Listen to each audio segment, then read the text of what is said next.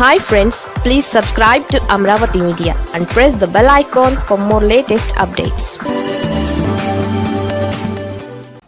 విజయంతో junior NTR political ఎంట్రీపై చర్చ. తమిళ రాజకీయాలలో సంచలనం సృష్టించిన దళపతి విజయ్ పైన ఇప్పుడు దేశవ్యాప్తంగా అందరి దృష్టి నెలకొంది. విజయంతో దక్షిణాది రాజకీయాల దిశ మారుతోందనే చర్చలు జోరుగా సాగుతున్నాయి.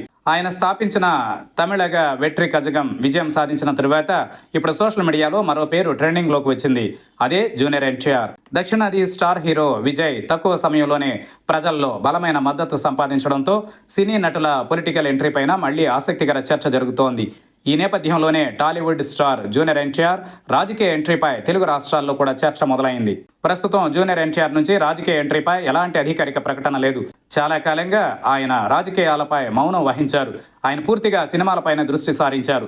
అయితే ఆయనకు ఉన్న ఫ్యాన్ బేస్, కుటుంబ రాజకీయ నేపథ్యం కారణంగా రాజకీయాల్లోకి వస్తే భారీ ప్రభావం చూపగలరని విశ్లేషకులు భావిస్తున్నారు. విజయ్ లాగే తారక్ కూడా పాలిటిక్స్లోకి వచ్చి తన తాత వారసత్వాన్ని నిలబెట్టాలని అభిమానులు కోరుతున్నారు. అయితే రాజకీయాలపై తన స్టాండ్ క్లియర్గా ఉందన్న తారక్ ప్రస్తుతం సినిమాలపైనే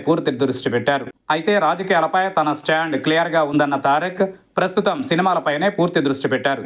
నాకు ఓట్ల అవసరం లేదు, అభిమానులు నా సినిమా టికెట్లు కొంటే చాలు అని గతంలోనే ఆయన స్పష్టం చేసినా ప్రజల నుండి జూనియర్ ఎన్టీఆర్ రాజకీయాల్లోకి రావాలనే డిమాండ్ తరచూ వినిపిస్తోంది. ఎన్టీఆర్ ఎప్పుడు రాజకీయాల్లోకి వచ్చినా ప్రభంజనం ఖాయమని కూడా పలువురు అభిప్రాయం వ్యక్తం చేస్తున్నారు.